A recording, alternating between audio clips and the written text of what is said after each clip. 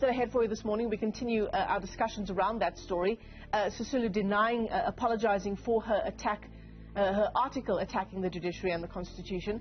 Let's unpack after this exactly what this means, specifically in the run-up to the elective conference of the ANC in December. Ongama Mtimka joins us when we come back.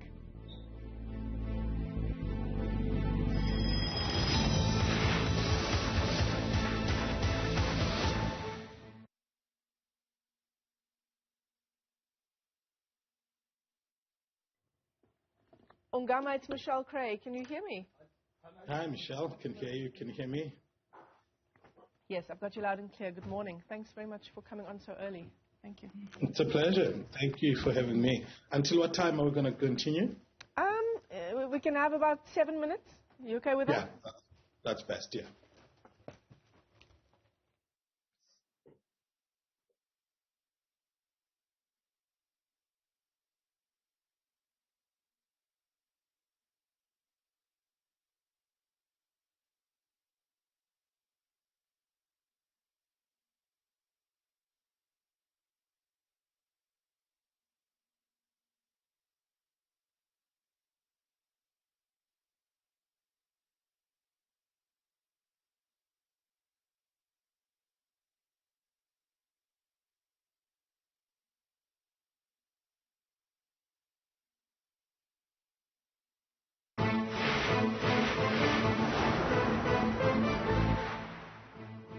Welcome back. Thanks so much for staying with us here on the AM Report. So following a late-night war of words, we're asking, did Tourism Minister Lindiwe Sisulu receive a dressing down from President Cyril Ramaphosa for that scathing opinion piece?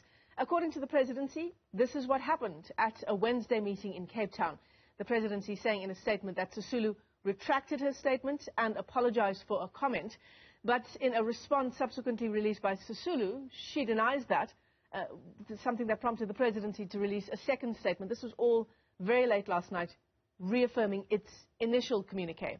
So in the article, Sisulu says, quote, in the higher echelons of our judicial system are those mentally colonized Africans who have settled with the worldview and mindset of those who have dispossessed their ancestors. That's just one particular quote from that article written by the minister.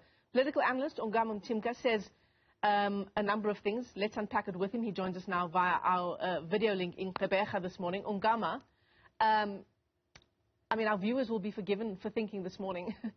Who do I believe? Good afternoon.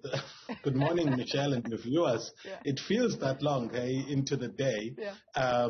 So yes, indeed, that's a challenge, and at the core of it is not a question of whether or not the meeting happened, because both parties confirmed that it did happen.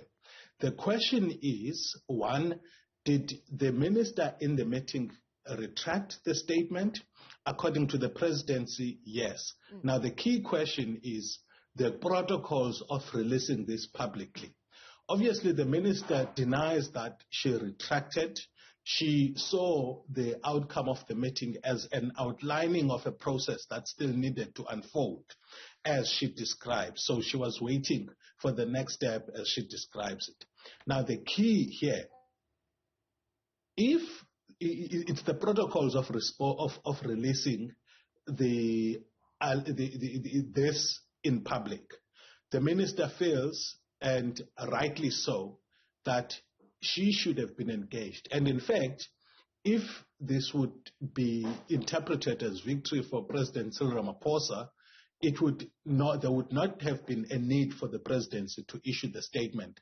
The statement would have come from Minister Sisulu. Right, it would be, it would have been more, effective as far as the messaging that the presidency wants to drive, if that was the case. But what I suspect happened here, Michelle, is that part of the communication issues that the presidency is dealing with is a need to perhaps divert attention from what's happening in as far as SCOPA discussions are concerned. And this was dropping a bombshell that would allow the national debate to be, diverse, as opposed to be about the one issue that would have likely dominated today, in addition to matric results. Yeah.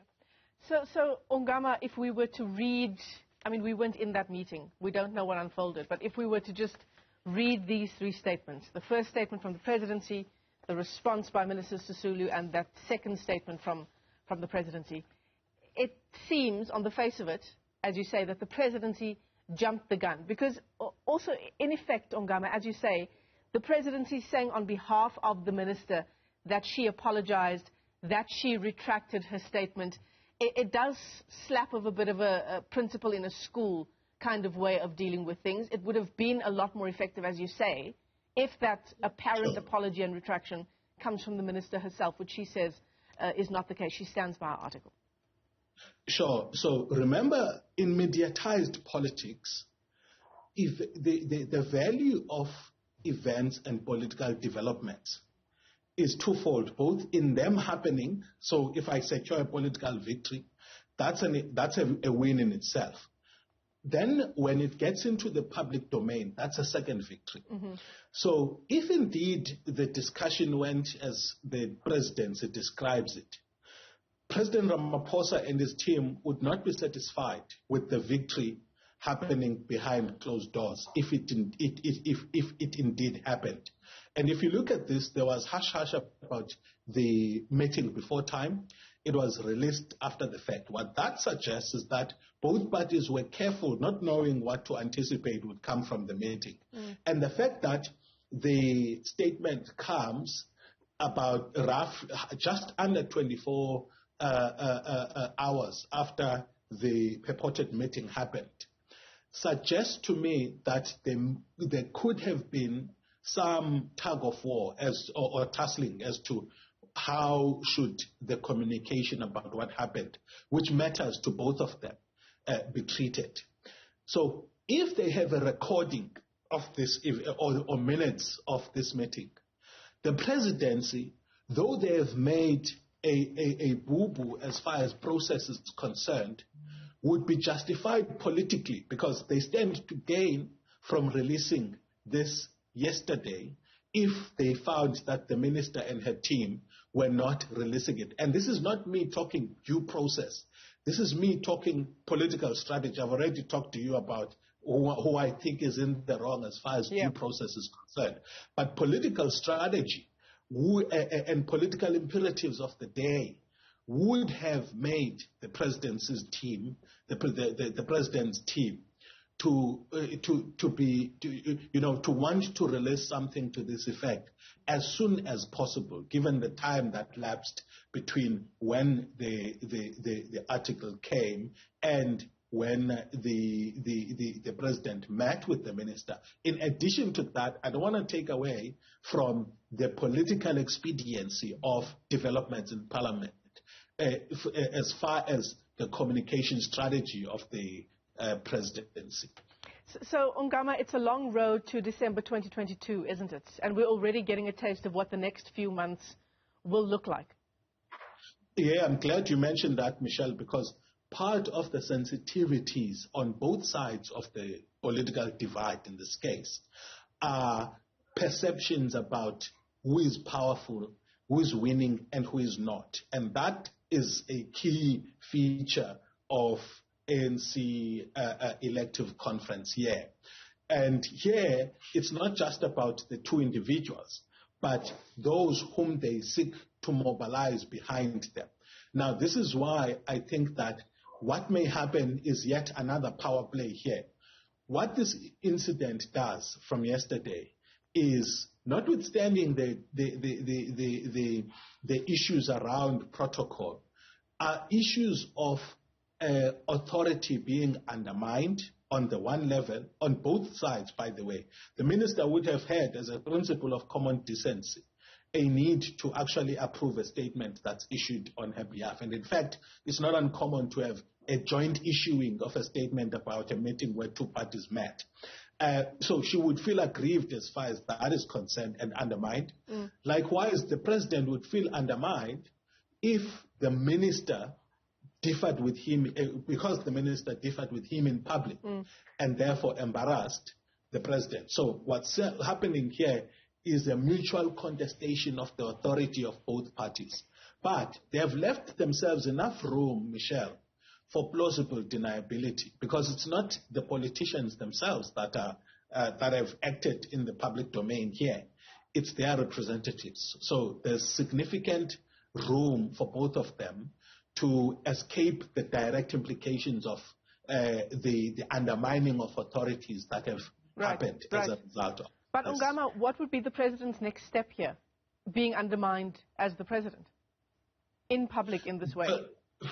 Well, first of all, it's got to recognize that they themselves, as the presidency, didn't accord the minister, if we are to believe her version, the right to comment on the statement. And if that's the case, then how he reads the extent of the undermining of his authority here has got to be contextual.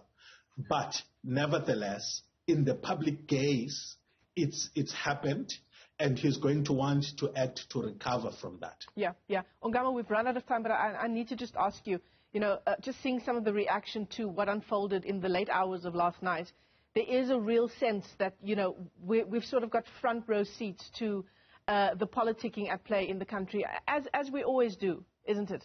But it takes place in the face of matric results, which are not what we had hoped for 2021. They seldom are, year after year. We're looking at tariff hikes for Eskom, and the list goes on and on and on. South Africans have real problems that they're dealing with every day. We do, and unfortunately, the political survival of the sitting president, or in fact of those that are seeking to contest him, forms part of democratic life. And the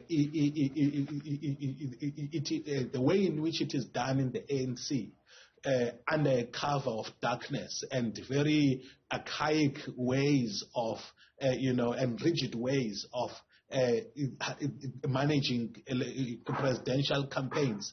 This is bad. It allows for the kinds of things where, on normal public processes, there's always an attempt to, drive political campaign strategy, which is a problem. So one of the problems here is the structure of campaigning for office. The ANC has got to drop this silly idea based on false humility and, in fact, operations of the dark, where it's not allowing campaigns, but it knows that campaigns happen. In fact, in order to win, you must start early. That's why I don't blame any of the presidential candidates or their supporters who have actually engaged in the public space to try and campaign for their candidate, because they know that despite the idealistic norms and, in fact, backward norms of the ANC as far as regulating campaigns are concerned, the practicalities on the ground are that if you start too late in campaigning, you are going to be doomed. Ongama Mtimka, let me thank you for your time this morning. Political analyst joining us there as we continue to unpack the late-night toing and froing between the Tourism Minister and the Presidency. Ongama, thanks for joining us so early on a Friday morning.